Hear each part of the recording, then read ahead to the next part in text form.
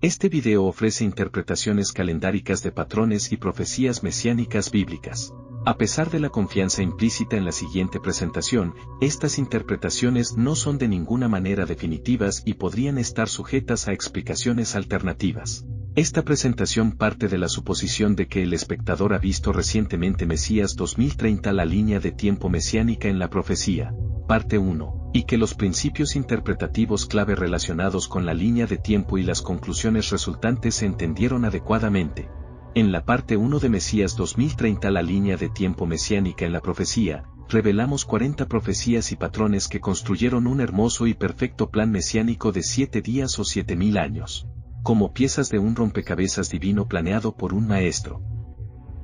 Estos 7000 años o 7 días luego pasan al octavo día, o año bíblico 7000, y representa la eternidad. Revelamos cómo un día en las Escrituras, en contextos y patrones específicos, puede representar proféticamente un periodo de 1000 años. Nos referimos a esto como el principio de que un día es como 1000 años. También revelamos cómo ciertas unidades numéricas, en contextos y patrones específicos y multiplicadas por una macrounidad de jubileo de 50 años, también revelan una línea de tiempo mesiánica importante. Nos referimos a esto como el principio del jubileo. Estos principios son unidades macroproféticas que se utilizan en ciertos contextos proféticos temáticos repetidos y se relacionan con la línea de tiempo mesiánica. Al aplicar estos principios a profecías y patrones específicos y apropiados, vimos cómo se profetizó que nuestro Mesías vendría al final del día 4 y moriría y resucitaría en el primer año del día 5, que comenzó en el año bíblico 4000. Usando esas mismas profecías y patrones también vimos la línea de tiempo del regreso del Mesías en el día del Señor. Revelamos cómo el día del Señor es también un día de 1000 años, que comienza en el año bíblico 6000 y está proféticamente representado por el séptimo día sábado. Este día de 1000 años comienza con juicio y la primera resurrección y termina con juicio y la segunda resurrección. El año bíblico 6000 no es solo el comienzo del séptimo día, sino también el comienzo del tercer día, o exactamente 2 días desde la muerte y resurrección de nuestro Mesías en el año bíblico 4000, o año gregoriano 30 S.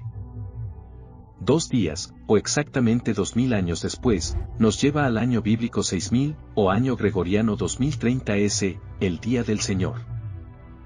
El mismo patrón se presenta en unidades de jubileo. Encontramos que la primera venida del Mesías tenía que ser en el año del jubileo 80 por 50 es igual a 4000, y su regreso sería en el jubileo 120 por 50, es igual a 6000, con el octavo día comenzando en el jubileo 140 por 50 es igual a 7000.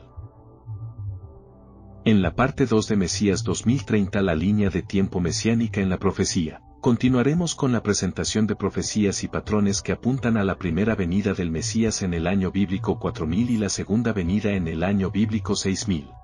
Esto conducirá a una breve presentación sobre lo que significa saber o no saber el día y la hora. Por último, concluiremos esta presentación con la profecía de Lamec, que revela el significado profético detrás del año 777. La profecía de la vida de Job. En el último párrafo del último capítulo de Job, encontramos una presentación concisa de todas las marcas de tiempo mesiánicas clave en la línea de tiempo mesiánica en la profecía. Job 42, 12 al 17. Y bendijo Yahweh el postrer estado de Job más que el primero, porque tuvo 14,000 ovejas, 6,000 camellos, 1000 yuntas de bueyes y 1000 asnas, y tuvo 7 hijos y 3 hijas. Llamó el nombre de la primera, Gemima, el de la segunda, Sesia, y el de la tercera, Kerenapuk. Y no había mujeres tan hermosas como las hijas de Job en toda la tierra, y les dio su padre herencia entre sus hermanos. Después de esto vivió Job 140 años, y vio a sus hijos, y a los hijos de sus hijos, hasta la 4ª generación. Y murió Job viejo y lleno de días. Este único párrafo está simplemente saturado con marcas de tiempo mesiánicas en su lenguaje. Vemos los 8 días, u 8000 años presentados numéricamente en orden, 6000 camellos para los 6000 años o 6 días, 1000 yuntas de bueyes para el séptimo día, y 1000 asnos para el octavo día. También vemos una referencia al día 3 y 7 con las 3 hijas y los 7 hijos. A las hijas se las llama específicamente hermosas y se les da una herencia. Esto nos recuerda que somos la hermosa novia del Cordero y que recibimos nuestros cuerpos glorificados en la resurrección como nuestra herencia venidera. El nombre de la tercera hija significa literalmente hermosa en hebreo, y quizás se relacione con el tercer día cuando conocemos al Mesías como nuestro novio. Vemos que Job vivió una vida llena de días que está representada por su muerte a los 140 años. Vemos que cuando se multiplica 140 por los 50 años de una unidad de jubileo, usando el principio profético del jubileo, llegamos de manera similar a los días completos del hombre, o los 8 días. 140 por 50 es igual al año bíblico 7000. La mención de que Job vio a sus hijos y a los hijos de sus hijos en 4 generaciones puede indicar que vemos al Hijo de Dios, nuestro Mesías, en el cuarto día. Por último, está la mención encriptada de 14.000. La conexión obvia podría ser que 14.000 es simplemente 7.000 multiplicado por 2 debido a la doble bendición mencionada en Job 42:10. Esto podría sugerir que ambas resurrecciones, como una doble bendición, habrán ocurrido en el año bíblico 7000. La conexión de la consumación de las dos resurrecciones en el año bíblico 7000 también puede ser presagiada por el número 50 conectado a Pentecostés y el número 50 conectado al jubileo. En el plan de 7000 años para el hombre, vemos que el séptimo día sábado representa proféticamente el reinado de 1000 años del Mesías. La segunda resurrección ocurre luego del séptimo día, luego del reposo. La segunda resurrección ocurre el octavo día. La cuenta del jubileo comparte un patrón similar. El año jubileo se calcula multiplicando una semana de 7 años por una semana de 7 años, para un total de 49 años. El próximo año es el año del jubileo, el año 50. Debido a que el séptimo año en cada semana de 7 años es un reposo para la tierra, eso significa que el año anterior al jubileo también es un reposo para la tierra. Por lo tanto, el año siguiente al séptimo año de reposo en la tierra no es solo un año 50, sino que también sirve como un tipo profético del día octavo después del séptimo año de reposo. El día octavo es el último día en el plan del hombre, representando la eternidad. El año del jubileo es también un reposo de la tierra, lo que produce 2 reposos seguidos. De la misma manera, aunque el reinado de 1000 años es el séptimo día de reposo que esperamos, nuestro descanso eterno se extiende hasta la eternidad, creando también 2 días de reposo seguidos. La cuenta de Pentecostés comparte un patrón similar. Pentecostés se calcula multiplicando una semana de 7 días, por otra semana de 7 días, para un total de 49 días después del sábado durante los panes sin levadura. El día siguiente es el día de Pentecostés, el día 50. Debido a que el séptimo día de cada semana de 7 días es un reposo sabático para el pueblo de Dios, eso significa que el día anterior a Pentecostés es un descanso sabático. Por lo tanto, el día siguiente al séptimo día de descanso sabático no es solo un día 50, sino que también sirve como un tipo del día octavo después del séptimo día de reposo sabático. Pentecostés es también un día de reposo, por lo que también se producen 2 reposos seguidos. Como ya se mencionó, aunque el reinado de 1000 años es el séptimo día de reposo que esperamos, nuestro descanso eterno también se extiende hasta la eternidad, creando también 2 días de reposo seguidos. Por último, dado que este patrón sugiere que la última de las 2 resurrecciones ocurre al inicio del octavo día, parece apropiado que en el día de Pentecostés se ofrezcan a Dios 2 panes resucitados. Será la resurrección final y representa por tanto la culminación de las 2 resurrecciones. La profecía del trono de Salomón. La reina de Saba, impresionada con la sabiduría de Salomón, le regaló a Salomón 120 talentos de oro y conectó ese regalo con el contexto de Salomón gobernando en el trono de Israel y ejecutando justicia y rectitud. 1 Reyes 10, 9-10. Yahweh tu Dios sea bendito, que se agradó de ti para ponerte en el trono de Israel. Porque Yahweh ha amado siempre a Israel, te ha puesto por rey, para que hagas derecho y justicia. Y dio ella al rey 120 talentos de oro, y mucha especiería, y piedras preciosas. Cuando utilizamos el principio del jubileo y multiplicamos 120 por 50, como lo hemos hecho una y otra vez en contextos similares, llegamos al año bíblico 6000. El año bíblico 6000 es también el mismo año en que el Mesías comenzaría el día del Señor, el reinado de 1000 años del Mesías en la tierra como rey, de igual manera también ejerciendo justicia y rectitud. Primer Reyes 10, 18 al 20. Hizo también el rey un gran trono de marfil, el cual cubrió de oro purísimo. 6 gradas tenía el trono, y la parte alta era redonda por el respaldo, y a uno y otro lado tenía brazos cerca del asiento, junto a los cuales estaban colocados 2 leones. Estaban también 12 leones puestos allí sobre las 6 gradas, de un lado y de otro. En ningún otro reino se había hecho trono semejante. Aquí vemos, apenas unos versículos después, que Salomón construye un trono. Este trono tiene 6 escalones que conducen a él, que probablemente representan los 6 días o 6000 años antes de que estemos ante el trono de Dios en el séptimo día. También vemos una mención de un 2 y un 12. Después de la muerte de Salomón, las 12 tribus de Israel eventualmente se dividieron en 2 reinos. Un reino fue el reino del norte, representado por 10 tribus y conocido como la casa de Israel. El otro reino fue el reino del sur, representado por 2 tribus y conocido como la casa de Judá. La casa de Israel fue divorciada por Dios en Jeremías 3, 8 y no regresó. La casa de Judá, conocida como judíos, regresó pero no con todo su corazón y fue el grupo dominante que vemos presente en el primer siglo. Según la profecía de Ezequiel 37, estos 2 reinos serán restaurados nuevamente en un solo reino, reuniendo a las 12 tribus en la resurrección. Por lo tanto, no es sorprendente ver la conexión de un 2 para representar los 2 reinos que se unen en este momento, conectado con el número 12 que representa las 12 tribus de Israel. Aquí hay ya mucha información sobre tiempos proféticos, pero hay una conexión adicional que vale la pena incluir en el contexto del Mesías tomando el trono y comenzando a reinar. Estos acontecimientos relacionados con Salomón no solo revelan el momento del inicio del reinado del Mesías, sino que también lo hacen las trompetas del Apocalipsis, con un lenguaje similar.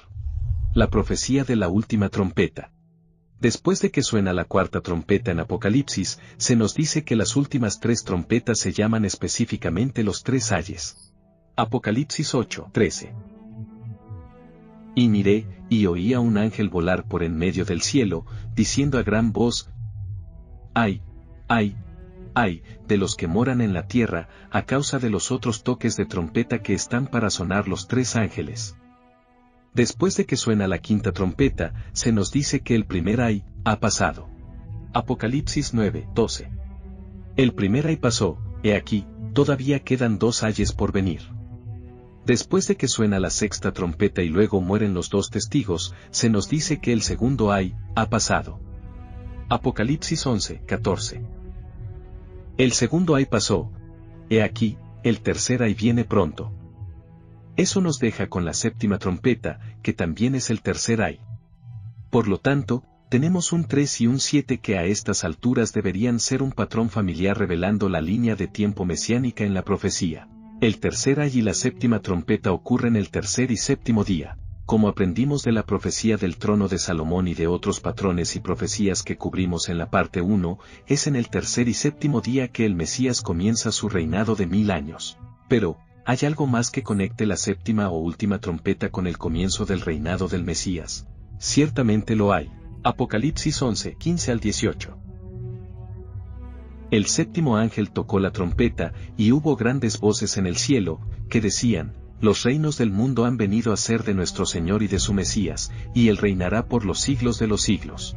Y los 24 ancianos que estaban sentados delante de Dios en sus tronos, se postraron sobre sus rostros, y adoraron a Dios, diciendo: Te damos gracias, Señor Dios Todopoderoso, el que eres y que eras y que has de venir, porque has tomado tu gran poder, y has reinado. Y se airaron las naciones, y tu ira ha venido, y el tiempo de juzgar a los muertos, y de dar el galardón a tus siervos los profetas, a los santos, y a los que temen tu nombre, a los pequeños y a los grandes, y de destruir a los que destruyen la tierra.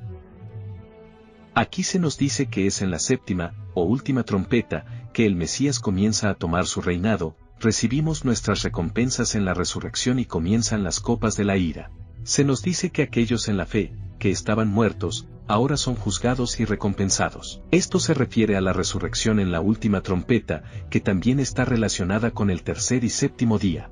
Como hemos visto una y otra vez, una fuerte trompeta y gritos a menudo están relacionados temáticamente con versículos que involucran el tercer o séptimo día, el arrebatamiento y la primera resurrección, la coronación de un rey y Dios venciendo a sus enemigos. La profecía de los tres pozos. Vemos otra conexión con el día tercero y séptimo cuando Isaac excavó 3 pozos y luego se dirigió a Beerseba, que, por supuesto, significa pozo de 7 en hebreo. Génesis 26, 18 al 23. Y volvió a abrir Isaac los pozos de agua que habían abierto en los días de Abraham su padre, y que los filisteos habían cegado después de la muerte de Abraham, y los llamó por los nombres que su padre los había llamado. Pero cuando los siervos de Isaac cavaron en el valle, y hallaron allí un pozo de aguas vivas, los pastores de Girar riñeron con los pastores de Isaac, diciendo, el agua es nuestra. Por eso llamó el nombre del pozo Isec, porque habían altercado con él. Y abrieron otro pozo, y también riñeron sobre él, y llamó su nombre Sibna. Y se apartó de allí, y abrió otro pozo, y no riñeron sobre él, y llamó su nombre Rehobot, y dijo, porque ahora Yahweh nos ha prosperado, y fructificaremos en la tierra. Y de allí subió a Beerseba. Los 2 primeros pozos, que representan 2 días o 2000 años después de la muerte y resurrección del Mesías, también están relacionados con contiendas y riñas. ¿Cuán a menudo hemos visto contiendas y peleas entre el pueblo de Dios, que resultaron en innumerables denominaciones y doctrinas opuestas? Cuando se cavó el tercer pozo, terminaron las disputas y las contiendas. De manera similar, en Ezequiel leemos de un tiempo en el cual nuestro Mesías gobernará como el rey David, que como sabemos, será al tercer día. Actuará como el único pastor verdadero. De la misma manera, todos caminaremos en sincronía con las reglas y estatutos de Dios. Ya no tendremos contiendas ni peleas sobre la comprensión y aplicación de la palabra de Dios. Ezequiel 37, 24. Mi siervo David será rey sobre ellos, y todos ellos tendrán un solo pastor, y andarán en mis preceptos, y mis estatutos guardarán, y los pondrán por obra. Cuando nuestro Mesías sea coronado y gobierne y reine durante 1000 años, todos estaremos en armonía sobre cómo entender y practicar la palabra de Dios. Isaac llamó al tercer pozo Rehobot, que significa lugares amplios o muchas habitaciones. Muchas habitaciones se han preparado para nosotros que serán recibidas en la resurrección el día tercero y séptimo. Juan 14, 2 al 3.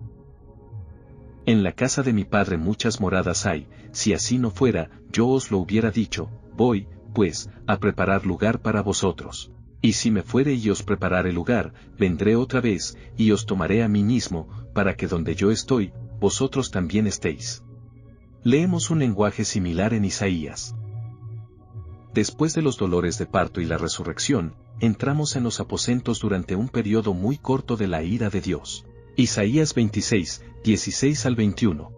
Yahweh, en la tribulación te buscaron, derramaron oración cuando los castigaste. Los dolores del parto. Como la mujer encinta cuando se acerca el alumbramiento gime y da gritos en sus dolores, así hemos sido delante de ti, oh Yahweh. Concebimos, tuvimos dolores de parto, dimos a luz viento, ninguna liberación hicimos en la tierra, ni cayeron los moradores del mundo. La resurrección. Tus muertos vivirán, sus cadáveres resucitarán. Despertad y cantad, moradores del polvo, porque tu rocío es cual rocío de hortalizas, y la tierra dará sus muertos. Las cámaras o cuartos durante la ira. Anda, pueblo mío, entra en tus aposentos, cierra tras ti tus puertas, escóndete un poquito, por un momento, en tanto que pasa la indignación. Porque he aquí que Yahweh sale de su lugar para castigar al morador de la tierra por su maldad contra él, y la tierra descubrirá la sangre derramada sobre ella, y no encubrirá ya más a sus muertos. Por último, después de cavar los 3 pozos, cavaron uno más en Beerseba, que significa pozo de los 7 en hebreo, conectando así otros 3 y 7 para el tercer y séptimo día. La profecía del hijo de la Sunamita. En Segundo Reyes, Eliseo entra a la casa de la Sunamita y encuentra al niño muerto. Eliseo procede a devolverle la vida al niño. Luego el niño estornuda 7 veces. Segundo Reyes 4, 33 al 35. Entrando él entonces, cerró la puerta tras ambos, y oró a Yahweh. Después subió y se tendió sobre el niño, poniendo su boca sobre la boca de él, y sus ojos sobre sus ojos, y sus manos sobre las manos suyas. Así se tendió sobre él, y el cuerpo del niño entró en calor. Volviéndose luego, se paseó por la casa a una y otra parte, y después subió, y se tendió sobre él nuevamente, y el niño estornudó 7 veces. Y abrió sus ojos. El nombre Eliseo significa Dios es mi salvación en hebreo. Cuando nuestro Mesías regrese, también nos salvará de la muerte eterna mediante la resurrección. Hebreos 9:28. Así también el Mesías fue ofrecido una sola vez para llevar los pecados de muchos, y aparecerá por segunda vez, sin relación con el pecado, para salvar a los que le esperan. De la misma manera, aquí tenemos a Eliseo resucitando a un niño. Esto parece estar relacionado con nuestra futura resurrección, lo cual se solidifica aún más por el hecho de que el niño estornuda 7 veces. 7, por supuesto, conectado directamente a nuestra resurrección que ocurrirá el 7º día. La profecía de la zorra. Cuando se le dijo al Mesías que Herodes quería matarlo, vemos una respuesta bastante críptica. Lucas 13. 31 al 35. Aquel mismo día llegaron unos fariseos, diciéndole: Sal, y vete de aquí, porque Herodes te quiere matar. Y les dijo: Id, y decid a aquella zorra: He aquí, echo fuera demonios y hago curaciones hoy y mañana, y al tercer día termino mi obra. Sin embargo, es necesario que hoy y mañana y pasado mañana siga mi camino, porque no es posible que un profeta muera fuera de Jerusalén. Jerusalén, Jerusalén, que matas a los profetas y apedreas a los que te son enviados. ¿Cuántas veces quise juntar a tus hijos, como la gallina a sus polluelos debajo de sus alas, y no quisiste? He aquí, vuestra casa os es dejada desierta, y os digo que no me veréis, hasta que llegue el tiempo en que digáis: bendito el que viene en nombre del Señor. Del estudio de la literatura griega, latina y hebrea se puede ver que el zorro es astuto e inferior en su posición. El zorro es una persona insignificante o vil, a diferencia del león. Carece de poder y dignidad reales y utiliza la astucia y el engaño para lograr sus objetivos. Después de llamar zorra a Herodes, nuestro Mesías continúa diciéndonos que su obra será poderosa y significativa.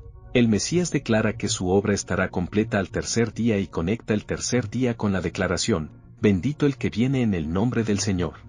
Al utilizar el principio de un día es como 1000 años, la conclusión obvia es que el tercer día no solo es el último día de la obra del Mesías, el cual sabemos que también es el 7º día, sino que también es el día del regreso del Mesías.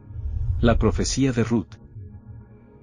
En el relato de Booz y Ruth, a menudo se dice que Booz representa al Mesías como el novio y que Ruth representa a la novia del Mesías.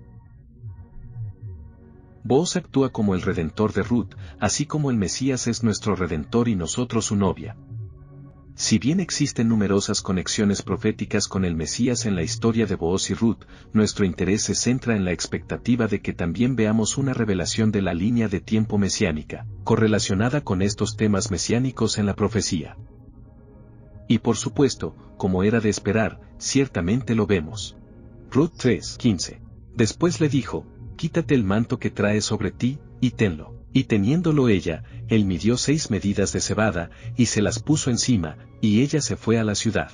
Después de un 6, vemos el matrimonio de Ruth y Booz en el capítulo 4. Ruth 4:10. Y que también tomo por mi mujer a Ruth la Moabita, mujer de Malón, para restaurar el nombre del difunto sobre su heredad. Para que el nombre del muerto no se borre de entre sus hermanos y de la puerta de su lugar. Vosotros sois testigos hoy. De la misma manera, usando el principio de que un día es como 1000 años, después de 6 días o 6000 años, nosotros también contraeremos matrimonio con el Cordero. El Mesías nos ha redimido para una boda, así como Booz redimió a Ruth. Seremos restaurados a la vida eterna en el 7º día. Ruth 4:15. El cual será restaurador de tu alma, y sustentará tu vejez, pues tu nuera, que te ama, lo ha dado a luz, y ella es de más valor para ti que 7 hijos. La profecía de las 7 veces en el Jordán. El profeta Eliseo se acercó con una solución al comandante Naamán, que estaba ritualmente impuro debido a la lepra y deseaba ser curado. Eliseo le ordenó a Naamán que se lavara en el Jordán 7 veces para ser curado. Segundo Reyes 5, 8 al 14. Cuando Eliseo el varón de Dios oyó que el rey de Israel había rasgado sus vestidos, envió a decir al rey: ¿Por qué has rasgado tus vestidos? Venga ahora a mí, y sabrá que hay profeta en Israel. Y vino Naamán con sus caballos y con su carro, y se paró a las puertas de la casa de Eliseo. Entonces Eliseo le envió un mensajero, diciendo: Ve y lávate 7 veces en el Jordán, y tu carne se te restaurará, y serás limpio.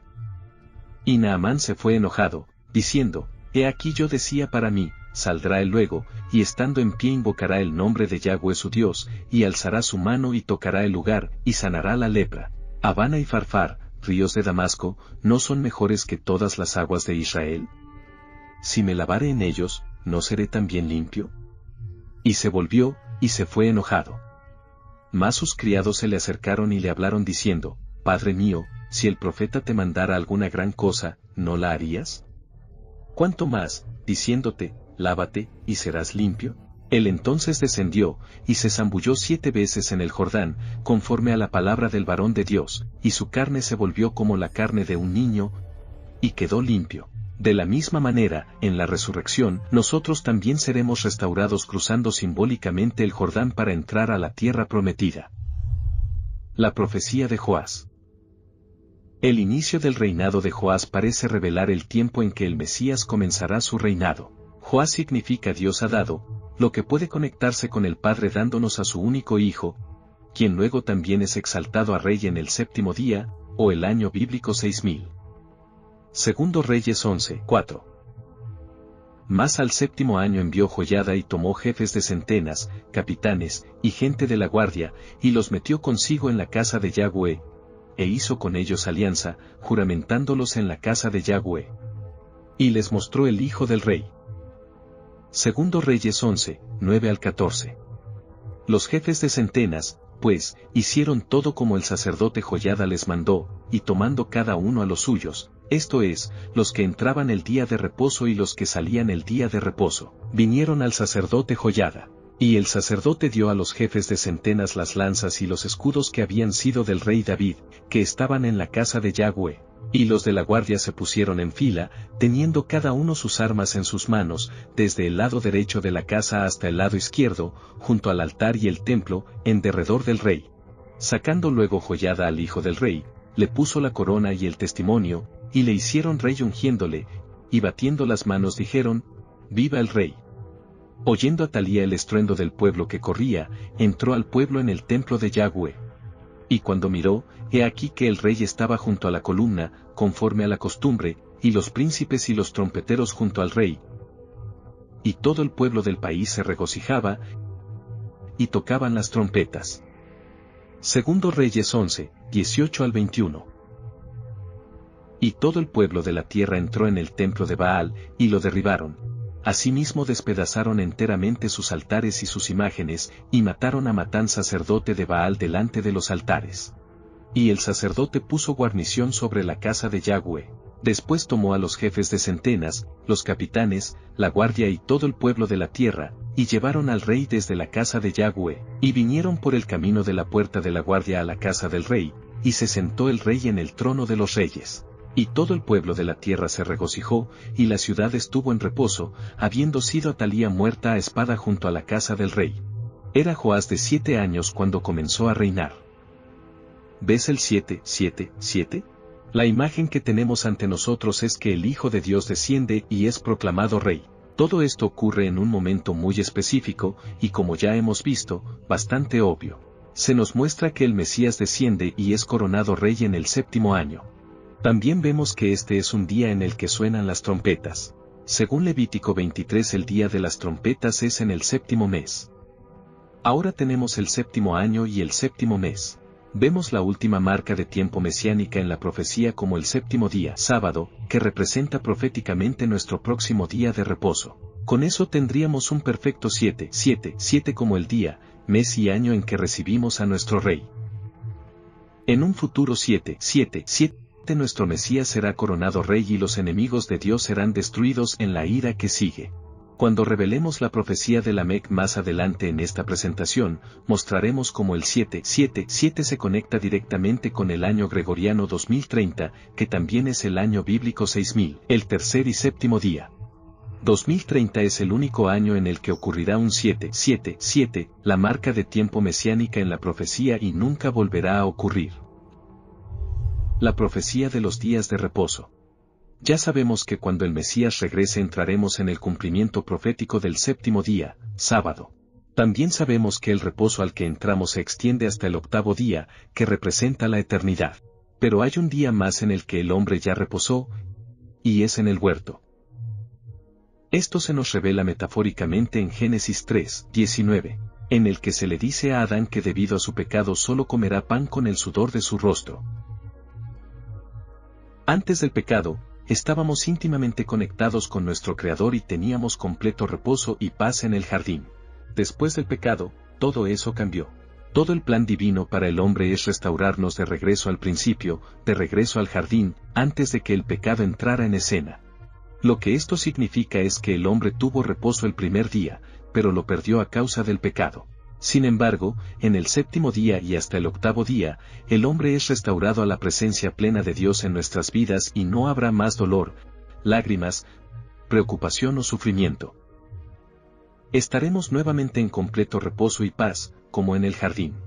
Asimismo, algunos también podrían notar en Levítico 23 que la semana de la fiesta de los panes sin levadura y la fiesta de los tabernáculos también contienen días específicos de reposo. Esto no es un accidente, sino que revela esos mismos días en los que el hombre ha tenido y tendrá reposo. Vemos que la fiesta de los panes sin levadura tiene un día de reposo el día primero y el día séptimo. También vemos que la fiesta de los tabernáculos tiene un día de reposo el día primero y el día octavo.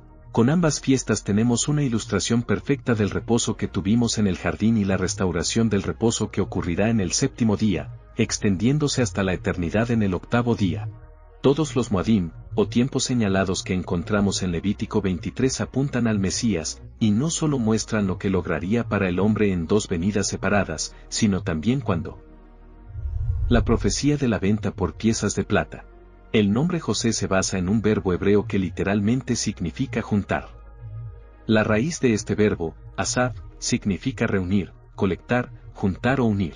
Además, una palabra clave con esta misma raíz, esiv, significa cosecha. En esencia, el nombre José está relacionado con una recolección o una cosecha. De manera similar, vemos este tema en varios eventos relacionados con José. Considere Génesis 37:7 en el que las gavillas de grano se inclinaban ante José. José también fue llevado a Egipto, donde lo pusieron a cargo de la casa y el campo. El sueño del faraón se refería a una cosecha, y como resultado, José fue puesto a cargo de las cosechas y el suministro de alimentos de Egipto. José, que representa una recolección o cosecha, fue vendido por 20 piezas de plata, Génesis 37:28. Asimismo, el Mesías fue vendido por 30 piezas de plata, Mateo 26:15. El año 2030 es igual a la cosecha o recolección del Mesías. Mateo 24:29 al 31. E inmediatamente después de la tribulación de aquellos días, el sol se oscurecerá, y la luna no dará su resplandor, y las estrellas caerán del cielo, y las potencias de los cielos serán conmovidas. Entonces aparecerá la señal del Hijo del Hombre en el cielo, y entonces lamentarán todas las tribus de la tierra, y verán al Hijo del Hombre viniendo sobre las nubes del cielo, con poder y gran gloria. Y enviará sus ángeles con gran voz de trompeta, y juntarán a sus escogidos, de los cuatro vientos, desde un extremo del cielo hasta el otro. La profecía de los años de castigo. Esta profecía es una de las pruebas proféticas más claras que apuntan a la primera resurrección y a la venida de nuestro Mesías en 2030.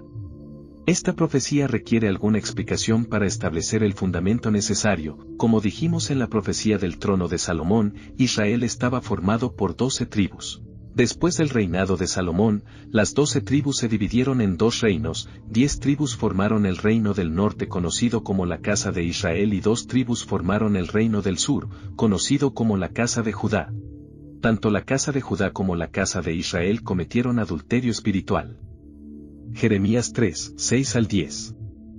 Me dijo Yahweh en días del rey Josías: ¿Has visto lo que ha hecho la rebelde Israel? Ella se va sobre todo monte alto y debajo de todo árbol frondoso, y allí se prostituye. Y dije: después de hacer todo esto, se volverá a mí. Pero no se volvió, y lo vio su hermana la rebelde Judá. Ella vio que por haberse prostituido la rebelde Israel, yo la había despedido y dado carta de repudio. Pero no tuvo temor la rebelde Judá su hermana, sino que también fue ella y se prostituyó. Y sucedió que por juzgar ella cosa liviana su prostitución, la tierra fue contaminada, y adulteró con la piedra y con el leño. Con todo esto, su hermana la rebelde Judá no se volvió a mí de todo corazón, sino fingidamente, dice Yahweh.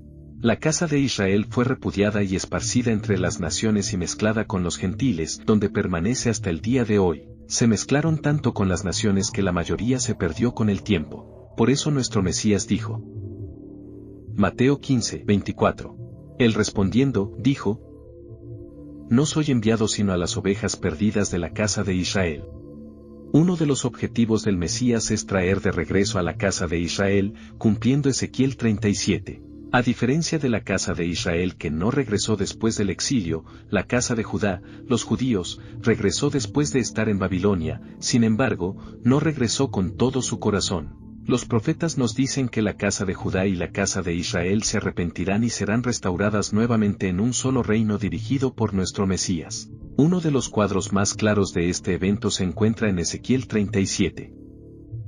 Ezequiel 37, 15 al 17. Vino a mi palabra de Yahweh, diciendo: Hijo de hombre, toma ahora un palo, y escribe en él, para Judá, y para los hijos de Israel sus compañeros. Toma después otro palo, y escribe en él, para José, palo de Efraín, y para toda la casa de Israel sus compañeros. Júntalos luego el uno con el otro, para que sean uno solo, y serán uno solo en tu mano. Luego se nos proporciona generosamente la interpretación de la profecía. Ezequiel 37, 22. Y los haré una nación en la tierra, en los montes de Israel, y un rey será a todos ellos por rey. Y nunca más serán dos naciones, ni nunca más serán divididos en dos reinos. La restauración de los dos reinos y la introducción en la tierra ocurre justo después de la primera resurrección. Se nos dice esto en unos pocos versículos al principio del capítulo. Ezequiel 37, 12 al 14. Por tanto, profetiza, y diles: así ha dicho Yahweh el Señor. He aquí yo abro vuestros sepulcros, pueblo mío, y os haré subir de vuestras sepulturas, y os traeré a la tierra de Israel. Y sabréis que yo soy Yahweh, cuando abra vuestros sepulcros, y os saque de vuestras sepulturas, pueblo mío. Y pondré mi espíritu en vosotros, y viviréis, y os haré reposar sobre vuestra tierra, y sabréis que yo Yahweh hablé, y lo hice, dice Yahweh. Así, después de la primera resurrección, la casa de Judá y la casa de Israel como los dos reinos divididos de Israel serán reunidos y traídos a la tierra, y el Mesías gobernará y reinará desde Israel metafóricamente como el rey David.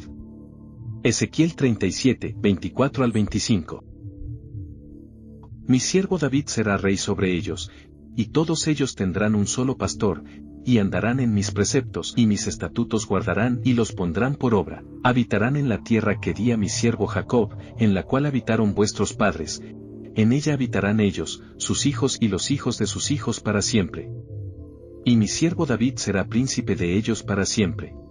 Si bien muchos miembros de la casa de Judá, conocidos hoy como judíos, han regresado a la tierra a partir de 1948, lo cual es necesario para ciertos eventos proféticos venideros del fin de los tiempos. El cumplimiento profético del regreso de la casa de Israel a la tierra aún no ha ocurrido, y lo que quizás sea más obvio es que nuestro Mesías aún no ha regresado para reunirlos a todos, incluidos los creyentes gentiles injertados, para gobernar y reinar desde la tierra. La mayoría de los judíos de la actual nación de Israel aún no caminan en sus mandamientos ni obedecen cuidadosamente sus estatutos. Nada de esto puede ocurrir hasta la primera resurrección. Antes de que algo de esto pueda ocurrir, es necesario que expire el periodo de castigo para la casa de Israel y la casa de Judá. Este periodo de castigo terminará en la primera resurrección y en el regreso a la tierra.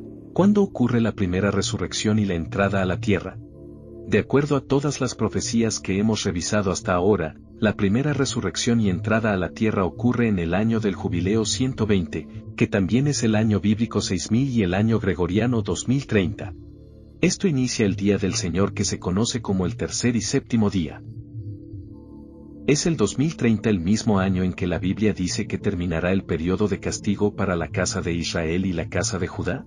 Vamos a averiguarlo. En Ezequiel 4 se nos dice cuándo comenzarían estos años de castigo y cuándo terminarían.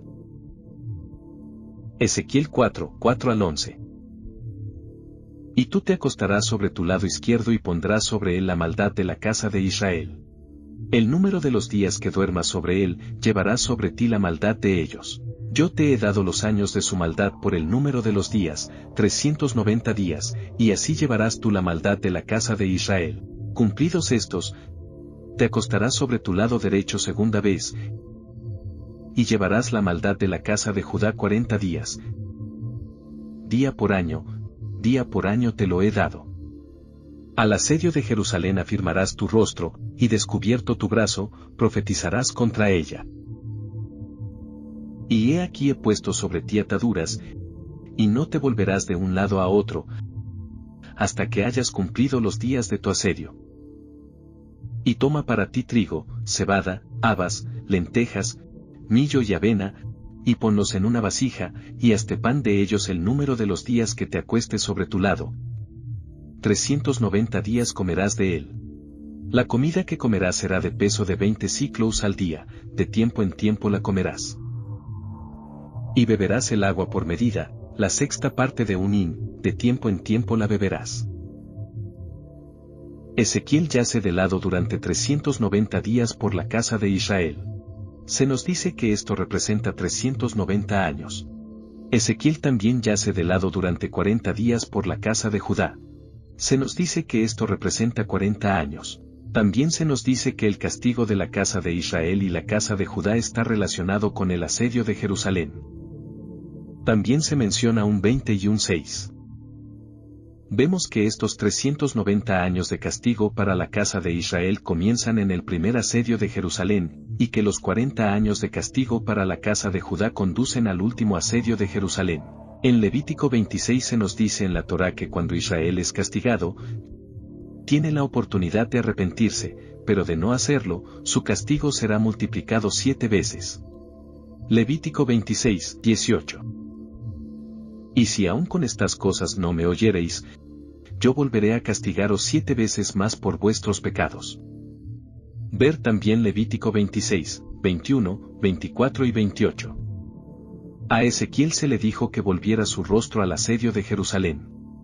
Así, el asedio a Jerusalén es el punto de partida para las veces en que la casa de Israel o la casa de Judá fallaron en arrepentirse de sus pecados. Pero ¿cuándo ocurrió el asedio a Jerusalén que determinó el punto de partida del castigo a Israel? Es importante determinar esto, ya que hay múltiples asedios de Jerusalén a considerar, y la línea de tiempo depende de un punto de partida preciso. Sin embargo, el asedio correcto a Jerusalén es bastante fácil de identificar. La lógica dicta que el castigo de Israel comienza con el primer asedio a Jerusalén, no antes ni después. El periodo del castigo no puede comenzar antes del primer asedio a Jerusalén como castigo, ni tendría sentido afirmar que el periodo de castigo comienza después de que Israel ya haya sido castigado con el primer asedio a Jerusalén. Por tanto, el periodo de castigo comienza cuando observamos que se produce el castigo. Eso debería tener sentido, pero hay otra pista. A Ezequiel se le dijo que tomara un ladrillo y grabara en él una ciudad para representar a Jerusalén. Luego Ezequiel debía tomar una plancha de hierro y colocarla entre él y el ladrillo. Se nos dice que la plancha de hierro representa un muro de hierro y que el propio Ezequiel representa el asedio. Se nos dice que el asedio limitará los alimentos y el agua para Jerusalén, pero el muro de hierro indica que el primer asedio no tendrá éxito. La mayoría de los eruditos creen que Ezequiel 4 fue escrito alrededor del 593 AS y, que, de hecho, hubo un asedio a Jerusalén que comenzó en el 588 AS. Si bien este asedio fue ciertamente parte del periodo de castigo para Israel, no puede representar el comienzo del periodo de castigo. El asedio del 588 AS fue exitoso y estamos buscando un asedio fallido. El asedio del 588 AS tampoco fue el primer asedio a Jerusalén, y estamos buscando una indicación clara de cuándo comenzó el castigo para Israel. Hacia el año 588 AS, el castigo para Israel ya llevaba algún tiempo ocurriendo. Con estas pistas, solo hay un asedio a Jerusalén que encaja. El castigo de los 390 años para la casa de Israel comenzó con el primer asedio de Jerusalén por parte de los asirios en el 701 AS. Este asedio no solo no tuvo éxito, sino que también fue el primer asedio a Jerusalén, lo que indica que el castigo para Israel comenzó y encaja perfectamente con Ezequiel 4.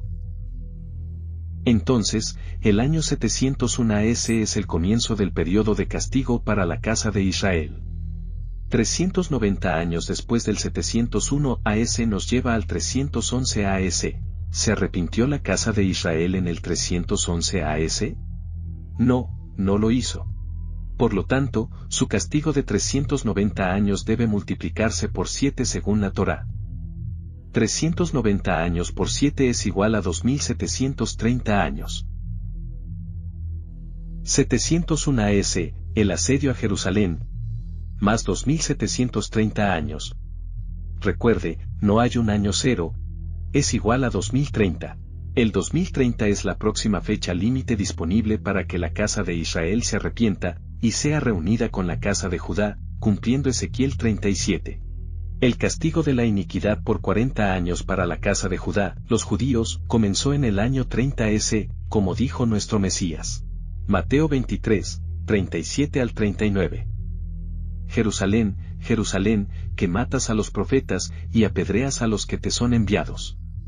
¿Cuántas veces quise juntar a tus hijos, como la gallina junta sus polluelos debajo de las alas, y no quisiste? He aquí vuestra casa os es dejada desierta.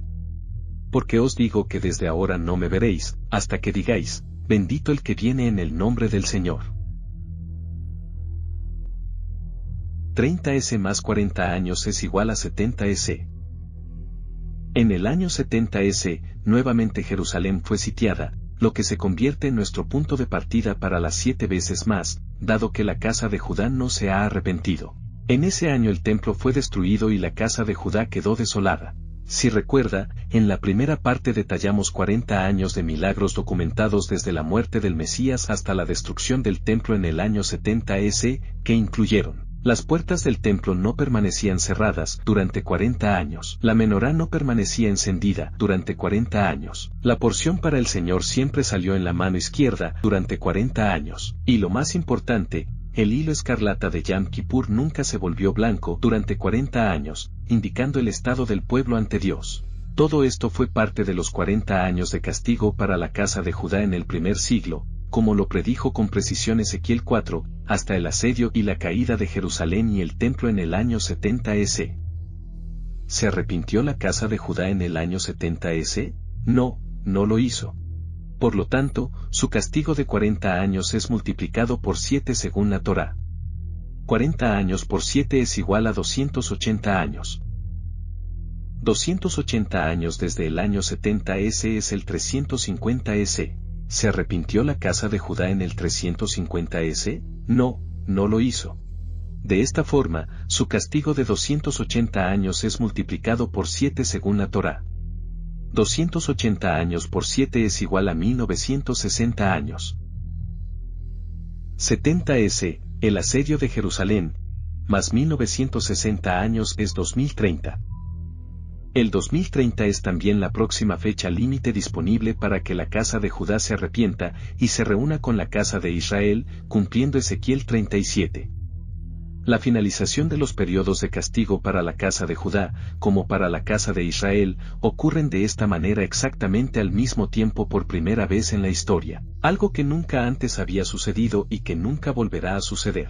Es decir, si la casa de Judá y la casa de Israel no se arrepienten para el tiempo señalado en el 2030, ambos periodos de castigo se multiplicarán una vez más por 7 según la Torá, y los periodos de finalización del castigo para ambos reinos nunca más se sincronizarán matemáticamente. De hecho, en Ezequiel 4 se nos da una pista contextual sobre cuándo se arrepentirán la casa de Judá y la casa de Israel, removiendo así el castigo. Mientras Ezequiel estuviese acostado de lado, solo debía comer un peso de 20 ciclos de alimento por día y beber solo una sexta parte de un hin de agua por día. ¿Lo ves? 20 por 6 es igual a 120. Como hemos visto una y otra vez en contextos similares, 120 se refiere al año del jubileo 120 como la señal de tiempo mesiánica que profetiza la segunda venida y la primera resurrección. El año del jubileo 120 es el año gregoriano 2030. Es el año bíblico 6000. Es el tercer y séptimo día. Es el último año disponible para que la casa de Israel y la casa de Judá se arrepientan, participen en la primera resurrección y entren a la tierra bajo el reinado de nuestro Mesías durante el día del Señor. Por último, hay una conexión profética más que debemos cubrir.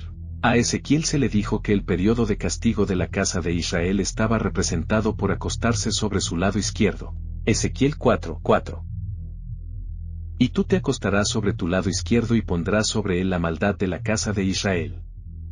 Luego se le dijo a Ezequiel que el periodo de castigo de la casa de Judá estaba representado por acostarse sobre su lado derecho. Ezequiel 4:6. Cumplidos estos, te acostarás sobre tu lado derecho segunda vez, y llevarás la maldad de la casa de Judá. Finalmente, a Ezequiel se le dijo que mire a Jerusalén mientras estuviese acostado de lado en referencia al asedio. Ezequiel 4:7.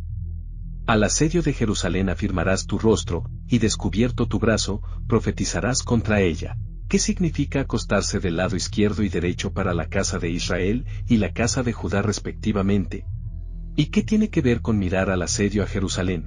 Debe significar algo. Cuando conectamos estas cosas, debemos comprenderlas proféticamente en una línea de tiempo. El periodo de castigo para la casa de Israel debería comenzar a la izquierda del asedio, y el periodo de castigo para la casa de Judá debería comenzar a la derecha del asedio. Sin embargo, cuando miramos nuestra línea de tiempo, encontramos que nuestra línea de tiempo es exactamente opuesta a lo que demanda la profecía. Para la casa de Israel, vemos que el asedio ocurre y luego comienza el periodo de castigo a la derecha del asedio, no a la izquierda de acuerdo a la profecía.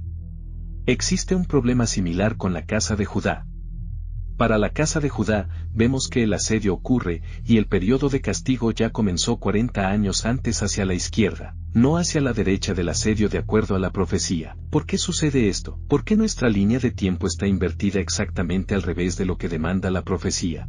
¿Por qué lo que debe estar a la derecha está a la izquierda y lo que debe estar a la izquierda está a la derecha? ¿Hicimos algo mal? No. En realidad, esto es predecible y esperado. Necesitamos entender la profecía en el contexto, el idioma y la cultura en que fue dada. La mayoría de las culturas y lenguas actuales piensan y escriben de izquierda a derecha. Sin embargo, muchas culturas del antiguo cercano oriente, como la hebrea, escriben de derecha a izquierda. La profecía fue dada en el contexto y la cultura del antiguo cercano oriente. Nuestra línea de tiempo, basada en nuestra cultura y prácticas occidentales, va de izquierda a derecha para facilitar la presentación a nuestra audiencia. Esto es exactamente lo opuesto a como Ezequiel o cualquier otro hebreo habría construido la línea de tiempo. De este modo, nuestra derecha es izquierda y nuestra izquierda es derecha de acuerdo a cómo la profecía debería leerse, causando una aparente discrepancia. Sin embargo, hay una solución fácil. Si tuviéramos que construir esta línea de tiempo como lo habría hecho Ezequiel, la construiríamos de derecha a izquierda. Si hubiéramos leído la línea de tiempo en hebreo, de derecha a izquierda, entonces el castigo para la casa de Israel habría quedado a la izquierda del primer asedio a Jerusalén y el castigo de la casa de Judá habría quedado a la derecha del último asedio a Jerusalén. La respuesta es simple. Dado que nuestra línea de tiempo está invertida para fines de presentación, los puntos de inicio del periodo de castigo también deben invertirse en relación con ambos asedios. Dado que creamos una línea de tiempo de izquierda a derecha en lugar de hacerlo de derecha a izquierda como en el hebreo, Entonces el punto de inicio del castigo para la casa de Israel también debe cambiar de izquierda a derecha y el punto de inicio del periodo de castigo para la casa de Judá debe cambiar de derecha a izquierda. Cuando corregimos la línea de tiempo invertida de izquierda a derecha, los periodos de castigo comienzan en el lado correcto de ambos asedios. Antes de concluir esta presentación con la profecía de Lamec, que es nuestra profecía favorita, necesitaremos analizar lo que quiso decir el Mesías al mencionar que nadie sabe el día ni la hora. El día y la hora nadie sabe. El día y la hora que nadie sabe, mencionado célebremente por el Mesías en Mateo 24:36, está directamente conectado a la línea de tiempo que es sellada en el libro de Daniel hasta el tiempo del fin. Comprendamos. Los del primer siglo no sabían el día ni la hora, pero nosotros sabremos el día y la hora, y los que están fuera de la fe no sabrán el día y la hora. Tanto Daniel como el Mesías confirman esto. Estas no son declaraciones contradictorias, sino que detallan exactamente lo que predijo el profeta Daniel y lo volvió a enseñar nuestro Mesías. Él no estaba enseñando nada nuevo, sino lo que ya había establecido como verdadero el profeta Daniel. Para entender esto, debemos comenzar con el versículo que frecuentemente se copia y pega fuera de su contexto declarado en tiempo presente, forzándolo inapropiadamente a estar en tiempo futuro, lo que va más allá de las palabras del Mesías. Mateo 24:36. Pero del día y la hora nadie sabe, ni aun los ángeles de los cielos, sino solo el Padre. Aquí es donde muchos comienzan y dejan de leer, y en consecuencia, y desafortunadamente, también lo hace cualquier comprensión significativa. A menudo, no solo se pasa por alto el contexto circundante, sino que también debemos reconocer que este versículo dice que nadie sabe el día y la hora, no que nunca nadie lo sabrá, y hay una razón para ello.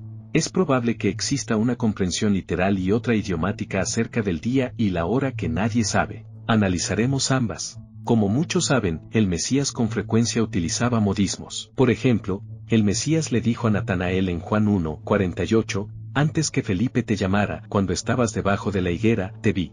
Para nosotros puede no tener sentido, del mismo modo que el ratón te comió la lengua, tendría poco sentido para el judío del primer siglo. Aquí nuestro Mesías usó una figura retórica que señala una expectativa judía comúnmente enseñada con relación a la resurrección y el milenio. Resumiendo, le dijo a Natanael que estará vivo en el día postrero para heredar la tierra prometida a Abraham. De las palabras del Mesías, Natanael entendió que participaría en la resurrección en aquel día en el futuro. ¿Cómo el Mesías le comunicó esto a Natanael? Esto se entiende en la figura del lenguaje usada por los judíos en el primer siglo. Te vi cuando estabas debajo de la higuera, se refiere a la vida y el estudio de la Torá en el milenio. El concepto de la higuera en relación al milenio o día del Señor se encuentra en las Escrituras, incluyendo Zacarías. Zacarías 3:10. En aquel día, dice Yahweh de los ejércitos, cada uno de vosotros convidará a su compañero, debajo de su vid y debajo de su higuera. Aquel día se refiere al día del Señor, el comienzo del reinado de 1000 años, que comienza con una resurrección. Así, por las palabras del Mesías, Natanael entendió que participaría en la resurrección ya que ese día aún estaba en el futuro. Por eso Natanael respondió enfáticamente. Juan 1:49. Rabí, tú eres el Hijo de Dios, tú eres el Rey de Israel.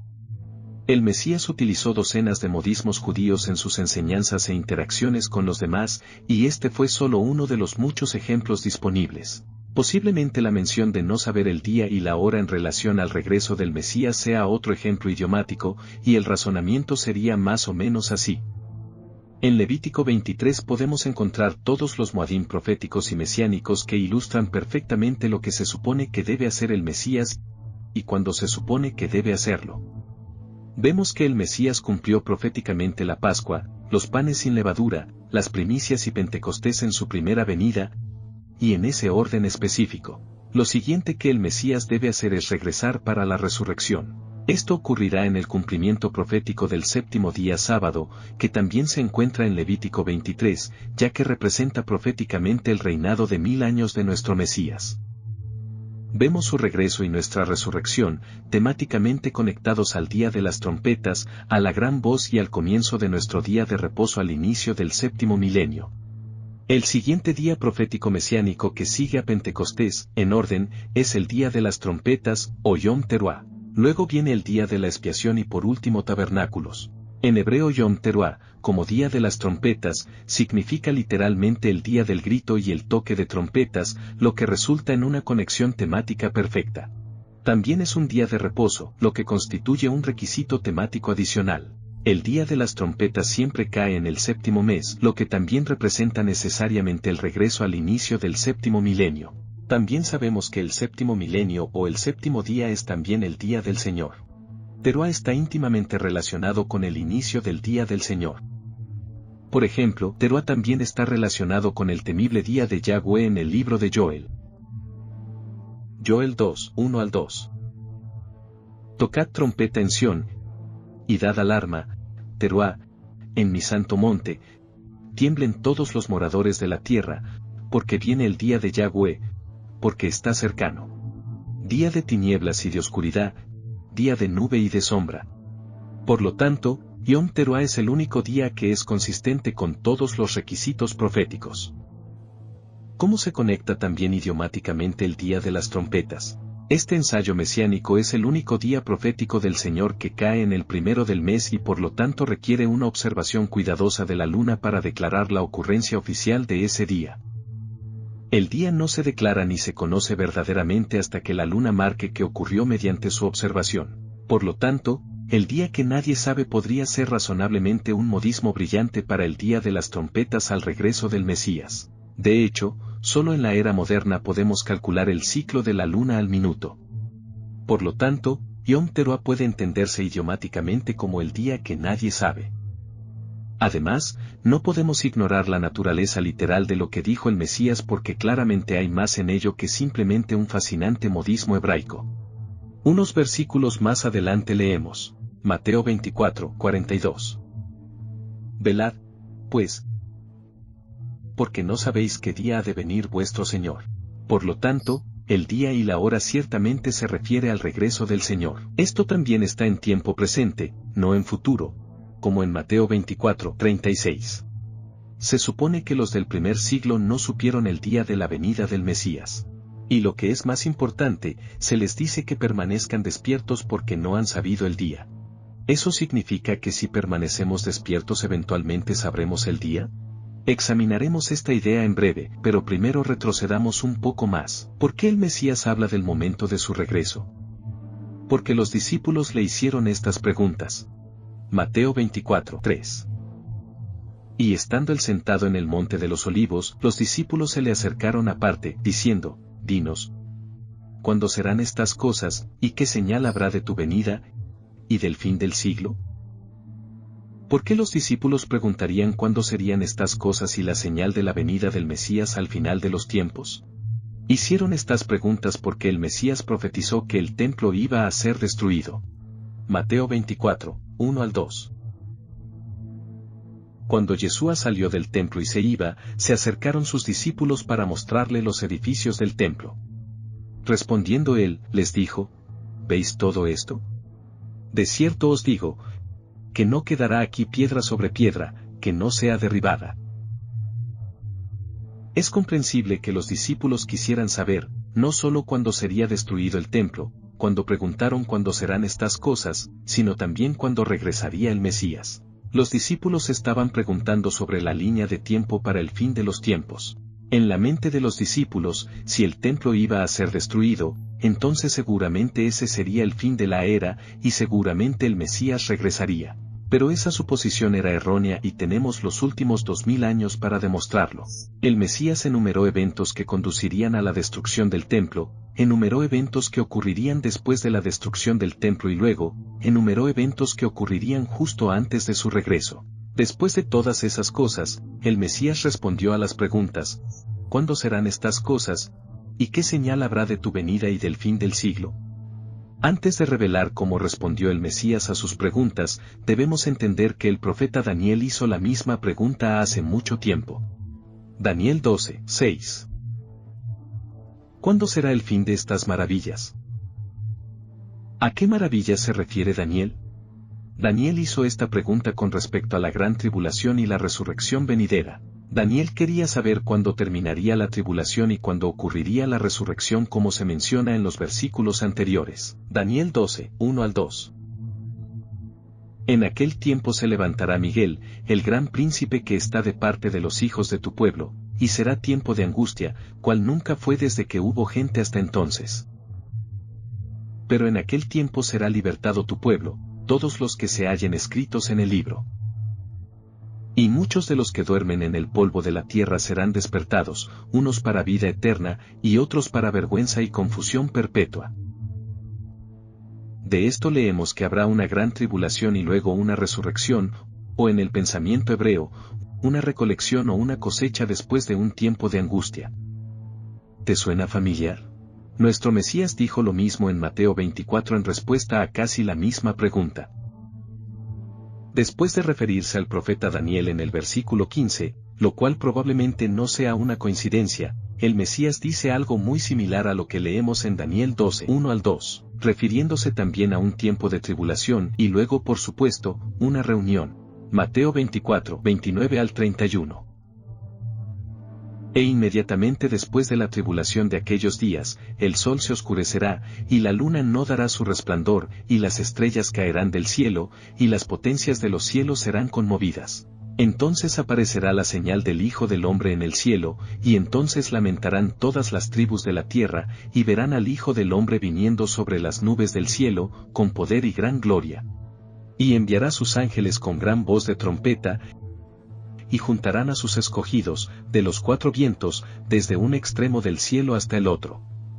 Daniel preguntó sobre el tiempo del fin de estas cosas, y al Mesías le preguntaron sobre el fin de estas cosas. Daniel preguntó cuánto tiempo faltaría para que se cumpliera la tribulación y la resurrección, y la respuesta para Daniel fue un tiempo, tiempos y medio tiempo. Daniel estaba claramente confundido y frustrado porque si bien eso da la duración de la línea de tiempo, no revela el momento en que terminan estas cosas.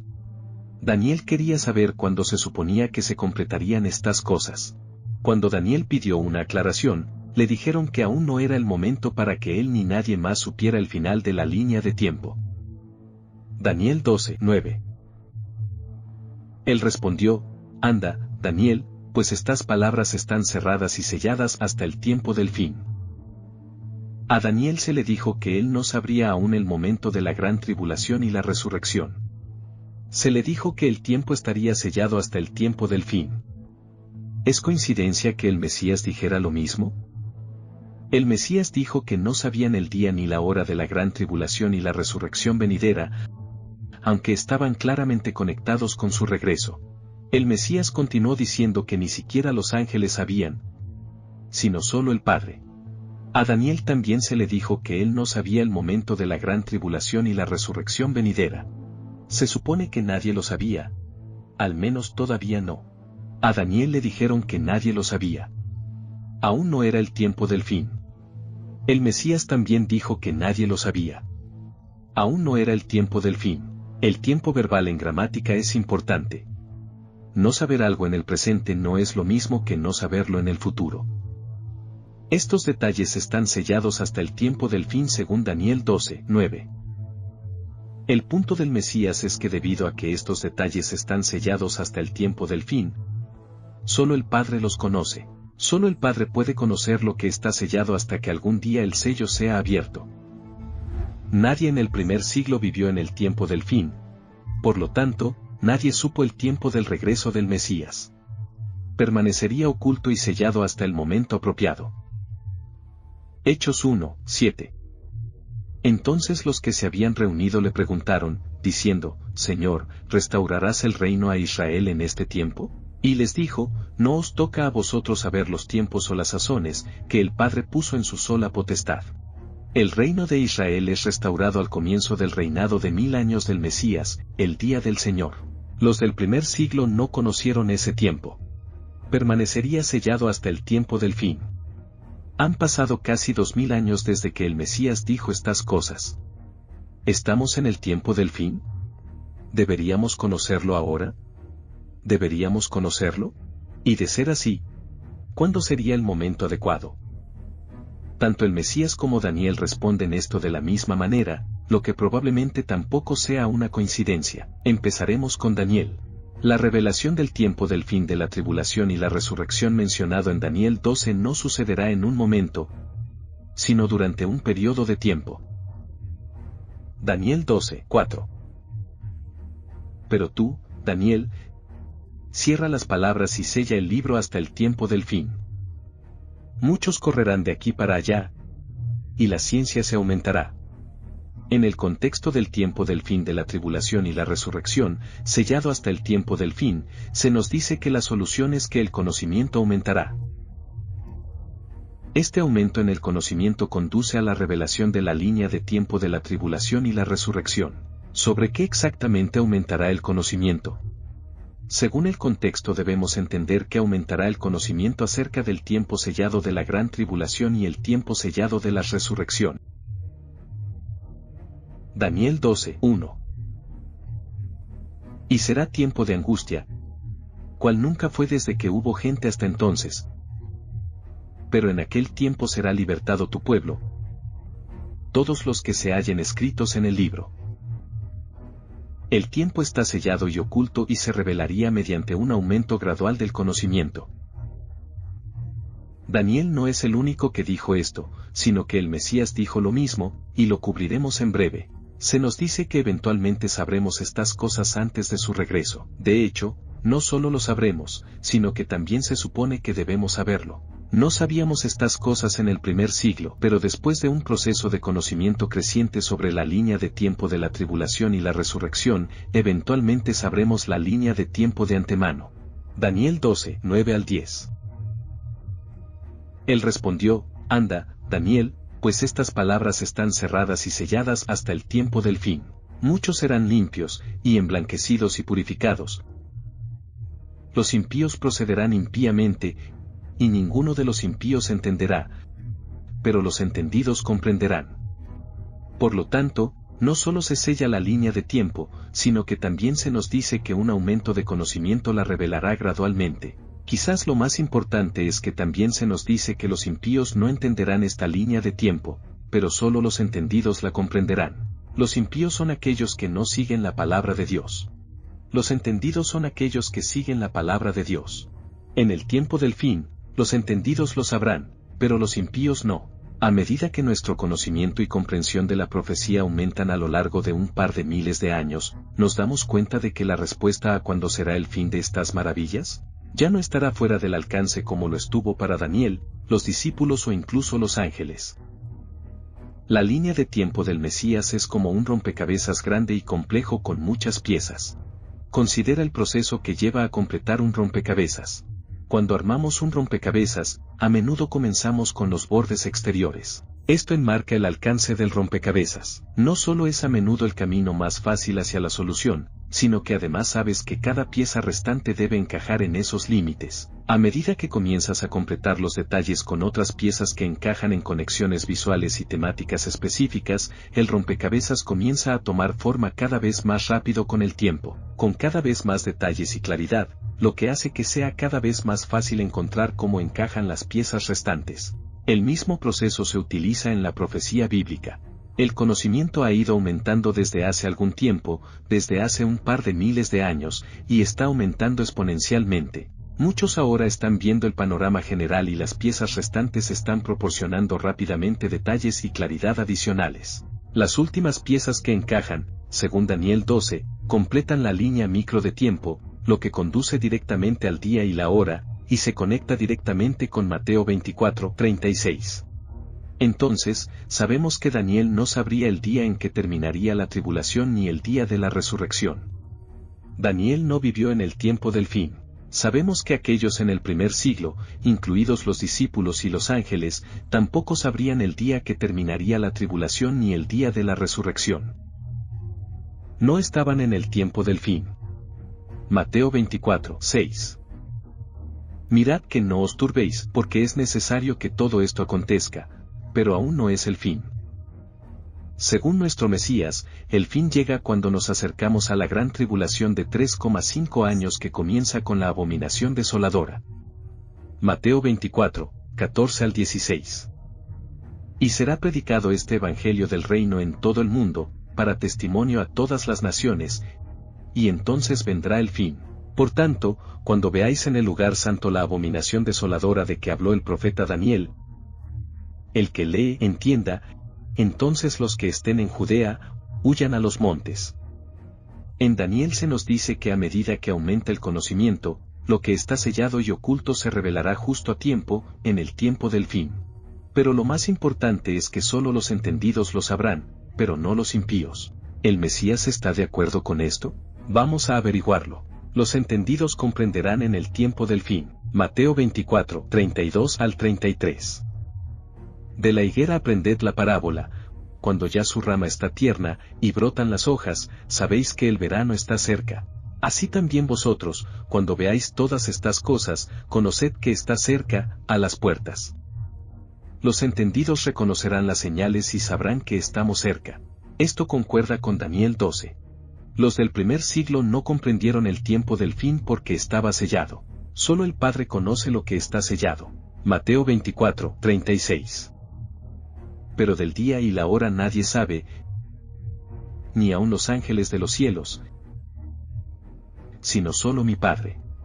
Nadie sabe el día y la hora, se expresó en tiempo presente en el primer siglo, ya que se suponía que nadie lo sabría hasta el tiempo del fin. Esto concuerda con Daniel 12. Después de mencionar que nadie sabría el día y la hora en el primer siglo, el Mesías continúa diciéndonos que, en el futuro, el día y la hora aún no serían conocidos, pero solo por un grupo de personas. Mateo 24, 37 al 41. Más como en los días de Noé, así será la venida del Hijo del Hombre. Porque como en los días antes del diluvio estaban comiendo y bebiendo, casándose y dando en casamiento, hasta el día en que Noé entró en el arca, y no entendieron hasta que vino el diluvio y se los llevó a todos, así será también la venida del Hijo del Hombre. Entonces estarán dos en el campo, el uno será tomado, y el otro será dejado. Dos mujeres estarán moliendo en un molino, la una será tomada, y la otra será dejada. Entonces, ¿quiénes no lo entendieron? ¿Quiénes fueron arrastrados por el diluvio porque no lo entendieron?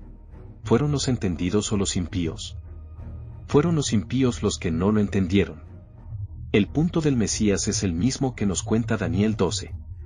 Los impíos no tendrán idea de que la cuenta regresiva ha comenzado, tal como en los tiempos de Noé. El fin sorprenderá a los impíos, como ladrón en la noche. En el futuro los impíos aún no comprenderán, como nadie lo comprendió en el primer siglo, el cual es el siguiente punto del Mesías, quien habló en tiempo presente. Mateo 24, 42 al 44. Velad, pues, porque no sabéis a qué hora ha de venir vuestro Señor. Pero sabed esto, que si el padre de familia supiese a qué hora el ladrón habría de venir, velaría, y no dejaría minar su casa.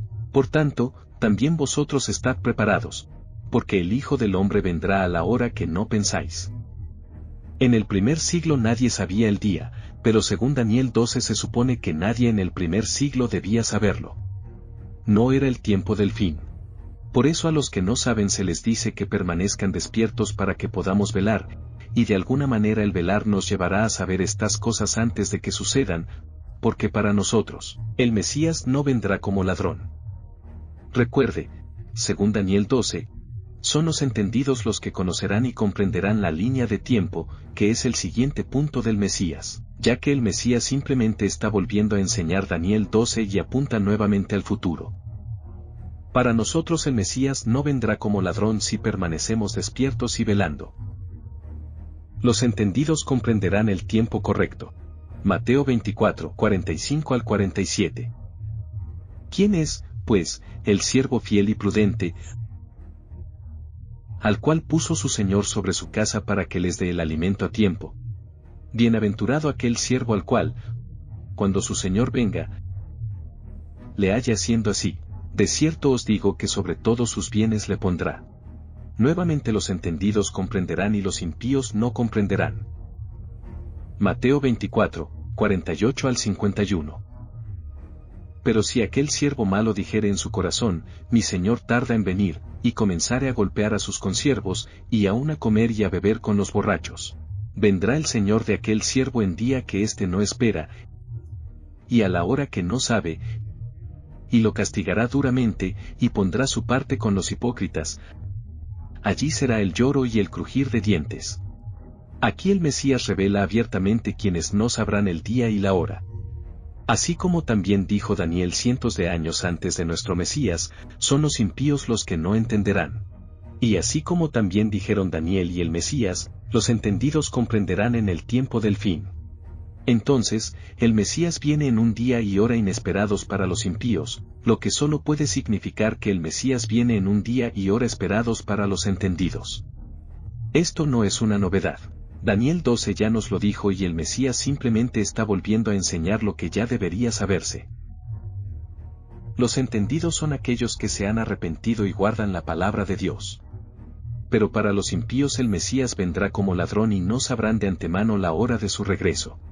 Apocalipsis 3:3. Acuérdate, pues, de lo que has recibido y oído, y guárdalo, y arrepiéntete, pues si no velas, vendré sobre ti como ladrón, y no sabrás a qué hora vendré sobre ti. En contexto, esto se refiere a la iglesia de Sardes, que aparentaba guardar la palabra de Dios pero que en realidad no lo hacía. En consecuencia, es colocada entre los impíos y se le dice que si no se arrepiente no sabrá la hora de la venida del Mesías y que para ellos, él vendría como ladrón. Sin embargo, lo contrario también debe ser cierto. Si guarda la palabra de Dios y se arrepiente, sabrá la hora del regreso del Mesías y él no vendría como ladrón. De nuevo vemos la misma enseñanza de Daniel 12. Para los impíos, el Mesías viene como un ladrón. Los entendidos, sin embargo, comprenderán el tiempo de la tribulación y la resurrección. Apocalipsis 16:15. He aquí, yo vengo como ladrón. Bienaventurado el que vela, y guarda sus ropas, para que no ande desnudo, y vean su vergüenza. Nuevamente, para los impíos, el Mesías viene como ladrón, y sus obras quedarán expuestas. Segunda Pedro 3:10. Pero el día del Señor vendrá como ladrón en la noche, en el cual los cielos pasarán con grande estruendo, y los elementos ardiendo serán deshechos, y la tierra y las obras que en ella hay serán quemadas. Para los impíos, el Mesías viene como ladrón. Primera Tesalonicenses 5:1-3. Pero acerca de los tiempos y de las ocasiones, no tenéis necesidad, hermanos, de que yo os escriba, porque vosotros sabéis perfectamente que el día del Señor vendrá así como ladrón en la noche. Que cuando digan, paz y seguridad, entonces vendrá sobre ellos destrucción repentina, como los dolores a la mujer encinta, y no escaparán. Para aquellos que no entienden los tiempos señalados, el Señor vendrá como ladrón en la noche. Sin embargo, aquellos que conocen los tiempos señalados no serán sorprendidos como por un ladrón. Los entendidos comprenderán el tiempo de la tribulación y la resurrección. El siguiente versículo. Primera Tesalonicenses 5:4. Mas vosotros, hermanos, no estáis en tinieblas, para que aquel día os sorprenda como ladrón. Hay que tener en cuenta que la única forma de no sorprenderse por algo que va a ocurrir en un día determinado es saber de antemano cuándo va a ocurrir ese día. No te sorprende lo que conoces, te sorprende lo que no conoces. Los impíos no lo entenderán, se sorprenderán, los entendidos comprenderán. Por tanto, no se sorprenderán. Tanto el Mesías como Pablo simplemente están repitiendo Daniel 12. Los entendidos comprenderán. Lucas 21:28. Cuando estas cosas comiencen a suceder, erguíos y levantad vuestra cabeza, porque vuestra redención está cerca. Los impíos no lo entenderán. Lucas 12:56. Hipócritas. ¿Sabéis distinguir el aspecto del cielo y de la tierra? ¿Y cómo no distinguís este tiempo? En resumen, cuando no se considera el contexto circundante, el tiempo verbal y la relación clara con Daniel 12, muchos pasan por alto el punto que el Mesías estaba planteando en Mateo 24:36 y versículos similares. Miremos nuevamente Apocalipsis 3:3 y prestemos mucha atención a lo que dice. Apocalipsis 3:3. Acuérdate, pues, de lo que has recibido y oído, y guárdalo, y arrepiéntete. Pues si no velas, vendré sobre ti como ladrón, y no sabrás a qué hora vendré sobre ti.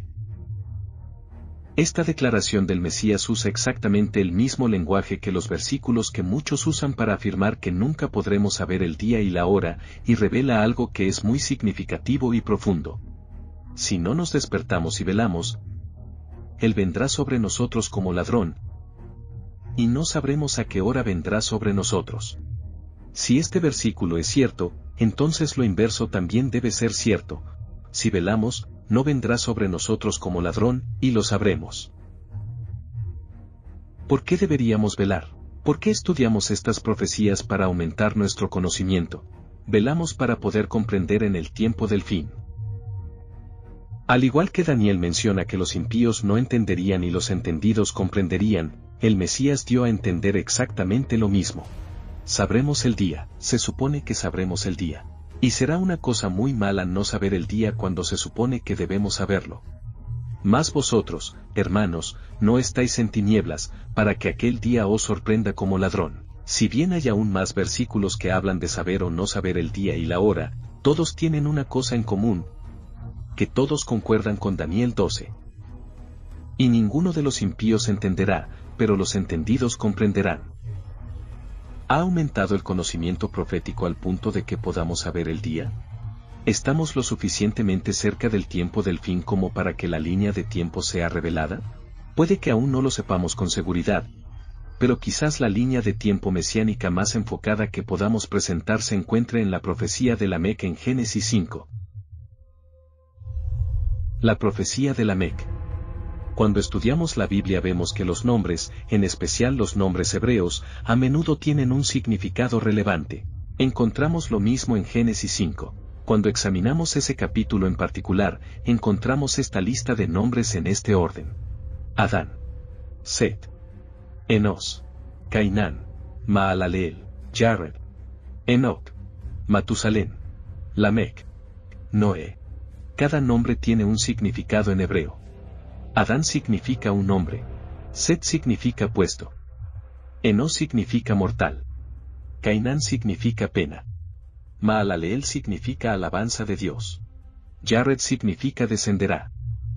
Enoc significa enseñanza. Matusalén significa su muerte enviará. Lamec significa los desesperados. Noé significa descanso. Cuando lo ponemos todo junto, se lee proféticamente: un hombre ha puesto mortal pena. Alabado sea Dios. Él descenderá, enseñando que su muerte enviará a los desesperados descanso. Vemos que esta profecía mesiánica resulta en dos venidas del Mesías. En su primera venida, en el año bíblico 4000, el Mesías descendió, murió y luego resucitó. Asimismo, también resucitaremos en el tercer y séptimo día, que será cuando entremos en el reposo sabático profético y mesiánico que esperamos. Si bien todo esto es muy sorprendente, y es un testimonio adicional de la naturaleza divina de las Escrituras, continuemos un paso más. Vemos que Lamec engendró a Noé, cuyo nombre significa descanso. Lamec vivió hasta los 777 años y así el 777 está conectado al descanso al que entraremos a través del Mesías en el día del Señor. Así como Noé vino de Lamec, también el descanso vendrá del 777. Ahora solo necesitamos decodificar el 777. En primer lugar, cabe señalar que 3 7s ya se conectan claramente con el tercer y séptimo día como un 3 y un 7. Pero aún hay más. Cada vez que vemos al 7 como un mecanismo profético de la línea de tiempo mesiánica, lo vemos refiriéndose al séptimo milenio. Por lo tanto, ya sabemos que uno de los 7 representa el año, ya que ese ha sido el tema profético abrumadoramente consistente relacionado con el 7 y la línea de tiempo general del regreso del Mesías. Entonces, si un 7 parece representar el año, ¿qué deberíamos concluir lógicamente que representan los 2 7s restantes? Debería parecer obvio que si un 7 del 7 representa el año, entonces los otros 2 7s representan el mes y el día. Así como las manecillas de un reloj nos ayudan a determinar la hora exacta, los 3 7s hacen exactamente lo mismo. De este modo, el 777 representa proféticamente el día, mes y año en la línea de tiempo mesiánica. El año. Ya sabemos que el 7, como año, es el séptimo milenio. Es también el jubileo 120. El año del jubileo no solo representa proféticamente nuestra entrada a la tierra, el año del jubileo también es un reposo de la tierra. Esto será importante más adelante. El mes. La primera resurrección debe ocurrir en una fiesta mesiánica que incluya trompetas y gritos según la Torá, los escritos, los profetas, el Mesías y Pablo. Ya que las profecías y los patrones utilizados declaran repetidamente que la venida del Mesías está precedida por gritos y una trompeta. Solo uno de los Moadim califica tanto numérica como metafóricamente. Ese es el día de las trompetas. Levítico 23, 24. Habla a los hijos de Israel y diles, en el mes séptimo, al primero del mes tendréis día de reposo, una conmemoración al son de trompetas y una santa convocación. Es también la próxima fiesta que aguarda cumplimiento. El día de las trompetas, el día de la expiación y tabernáculos, que son 3 en total, también ocurren en el séptimo mes. Lo que de nuevo es una señal de tiempo que conecta directamente al tercer y séptimo día. Yom Teruah significa literalmente el día del alarido o día de tocar trompetas. Es el único día en la Biblia relacionado directamente con gritos y trompetas. El día de las trompetas, o Yom Teruah, también es un día de reposo. Esto será importante más adelante. Por tanto, el día de las trompetas cumple el requisito profético de caer en el séptimo mes del calendario bíblico. El reposo sabático es el séptimo día de la semana. Según la profecía de Lamec, el regreso del Mesías, que inicia nuestros 1000 años de reposo como cumplimiento profético del sábado, no solo debe suceder en el séptimo milenio, como el año indicado, y en el día de las trompetas en el séptimo mes, como el mes indicado, sino también en el séptimo día, sábado, como el día indicado. El primer año del séptimo milenio, representado por el primer 7, es un reposo y el año del jubileo 120, el día de las trompetas, que representa el séptimo mes, es un reposo. Por último, el día sábado, que representa el día 7, es un reposo. Estos son 3 reposos para todos estos 7, una vez más conectando con el tercer y séptimo día, lo cual por supuesto, es el cumplimiento profético del reposo al que se nos ha prometido entrar. No hace falta mencionar que el séptimo milenio, el séptimo mes y el séptimo día solo pueden ocurrir una vez. Es un momento singular en el tiempo. Nunca volverá a ocurrir. Pero primero debemos descubrir si ocurre en realidad. Y si ocurre, ¿cuándo ocurre? Si la interpretación de las docenas de patrones y profecías que apuntan al año 2030 para el regreso del Mesías se están interpretando correctamente, entonces el día de las trompetas en el año 2030 debe ser un séptimo día sábado. El 7 como el día, mes y año, lo cual puede ocurrir solo una vez en la historia, y que estuvo sellado por miles de años. Tal vez pueda ser revelado ahora. Con base en todo lo que hemos cubierto hasta ahora en las presentaciones del Mesías 2030, sabemos que el año 2030 es el año bíblico 6000, el jubileo 120 y el comienzo del séptimo milenio. Verificado. El día de las trompetas siempre cae en el séptimo mes bíblico, así que, verificado. En nuestra última prueba, finalmente debemos verificar si el día de las trompetas en el año 2030 cae en el séptimo día sábado. Si no, entonces el año 2030 posiblemente no sea el año del regreso del Mesías. ¿Qué encontramos? Ya no debería sorprendernos que el día de las trompetas en el año 2030 inicie de hecho en el séptimo día sábado, cumpliendo así la profecía de Lamec como el momento en el que entramos al cumplimiento profético de nuestro reposo en el séptimo día sábado. Yom Teruah del año 2030 es el único 7 como señal del tiempo profético mesiánico que existe y existirá, y llegará pronto. Hebreos 10:37. Porque aún un poquito, y el que ha de venir vendrá, y no tardará. Hay una conexión oculta más con el 7 que también se relaciona con Lamec y se encuentra en Génesis 4. Génesis 4, 23 al 24. Y dijo Lamec a sus mujeres, Ada y Sila, oíd mi voz, mujeres de Lamec, escuchad mi dicho, que un varón mataré por mi herida, y un joven por mi golpe. Si 7 veces será vengado Caín, Lamec en verdad 70 veces 7 lo será. Solo unos versículos antes encontramos que a Caín se le dice que, si alguien venga la muerte de Abel, entonces la venganza será 7 veces mayor. Génesis 4:15. Y le respondió Yahweh, ciertamente cualquiera que matare a Caín, 7 veces será castigado.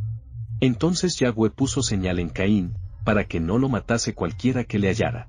Mientras que Caín sería vengado 7 veces, Lamec lo sería 70 veces 7. Génesis 4, 24. Si 7 veces será vengado Caín, Lamec en verdad 70 veces 7 lo será. La conexión temática y la lección que se nos brinda es que aquellos que fueron asesinados aún no serían vengados. ¿Por qué? Porque la venganza pertenece a Dios. Romanos 12, 19. No os venguéis vosotros mismos, amados míos, sino dejad lugar a la ira de Dios, porque escrito está, mía es la venganza, yo pagaré, dice el Señor. El Señor es nuestro vengador. Primera Tesalonicenses 4, 6. Que ninguno agravie ni engañe en nada a su hermano, porque el Señor es vengador de todo esto, como ya os hemos dicho y testificado. En el quinto sello del Apocalipsis encontramos que aquellos que han sido asesinados están metafóricamente esperando ser vengados. Ellos preguntan ¿hasta cuándo, Señor? Apocalipsis 6, 10. Y clamaban a gran voz, diciendo: ¿hasta cuándo, Señor, santo y verdadero, no juzgas y vengas nuestra sangre en los que moran en la tierra? Por lo tanto, la respuesta a cuánto tiempo pasará hasta que Dios ejerza venganza mediante su ira es 7, 7, 7. Génesis 4, 24. Si 7 veces será vengado Caín, Lamec en verdad 70 veces 7 lo será.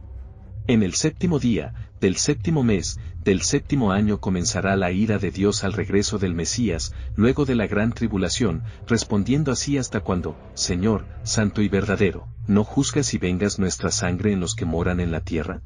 Si bien es posible que estas profecías revelen el día del regreso del Mesías, el estudiante cuidadoso de la palabra también notará que todavía no sabemos el día y la hora.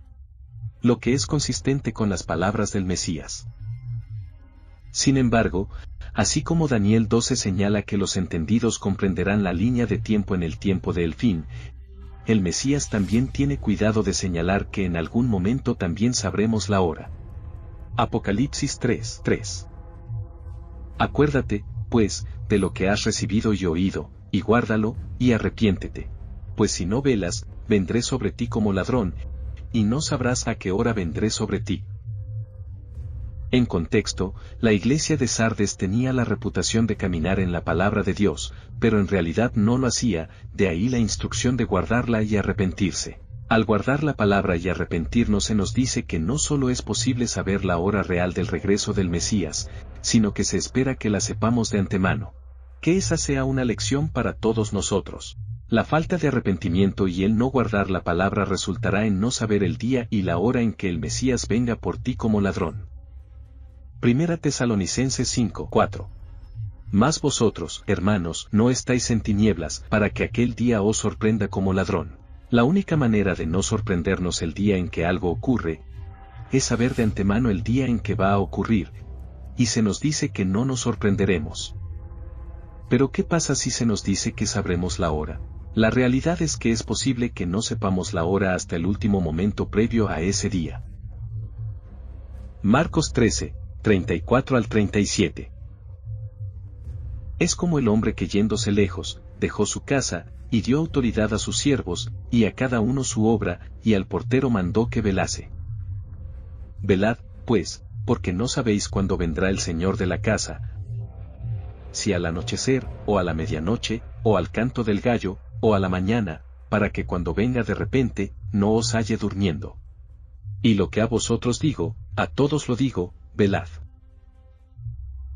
Al ir acercándonos cada vez más a aquel día, el Mesías estará buscando a aquellos que se arrepientan y se conformen a su imagen, creyendo y practicando la palabra, como él creyó y practicó la palabra. Mateo 24, 45 al 46. ¿Quién es, pues, el siervo fiel y prudente, al cual puso su Señor sobre su casa para que les dé el alimento a tiempo?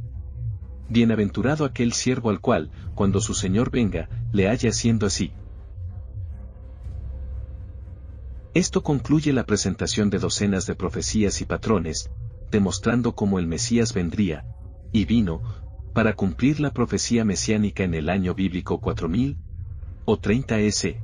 Y como las mismas profecías y patrones sugieren un regreso del Mesías en el año bíblico 6000 o 2030 S. Si bien no podemos saber estas cosas con certeza, siempre debemos estar vigilantes y listos para que sepamos el día y la hora, y Él no venga a buscarnos como ladrón. Dios tiene un historial de decirle a su pueblo lo que debe hacer y cuándo, antes de que Él haga algo importante, por lo tanto, también debemos estar constantemente orando y escuchando. El propósito bíblico del final de los tiempos es un llamado al arrepentimiento, y puede que no quede mucho tiempo. Si conscientemente no estás caminando correctamente con Dios, entonces este es el momento para aprender a caminar en toda la palabra de Dios, como caminó nuestro Mesías y hacerlo. Todos hemos pecado al quebrantar la ley de Dios, 1 Juan 3, 4, y por eso merecemos la muerte eterna según los estándares perfectos de Dios. Si aún no has aceptado la vida eterna de Dios a través de su gracia, entonces te animamos a comenzar a conocer al Mesías Yeshua y a aprender cómo y por qué murió por ti, y qué significa su resurrección para nosotros en la fe.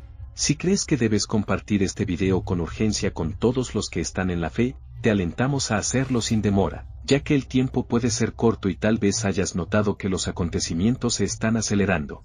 Para unirte a la discusión de la comunidad sobre el Mesías 2030, visita el foro de nuestro sitio web en Messiah2030.com. La compra de este video apoya nuestros esfuerzos para compartir continuamente este contenido, para que todos puedan tener la oportunidad de considerarlo. Si deseas apoyar la difusión de este video a más personas, visita nuestro sitio web para obtener más información o contáctanos en contact@messiah2030.com. Un día para velar será Yom Teruah del año 2030. Daniel 12, 9 al 10. Él respondió: Anda, Daniel, pues estas palabras están cerradas y selladas hasta el tiempo del fin. Muchos serán limpios, y emblanquecidos y purificados. Los impíos procederán impíamente, y ninguno de los impíos entenderá. Pero los entendidos comprenderán.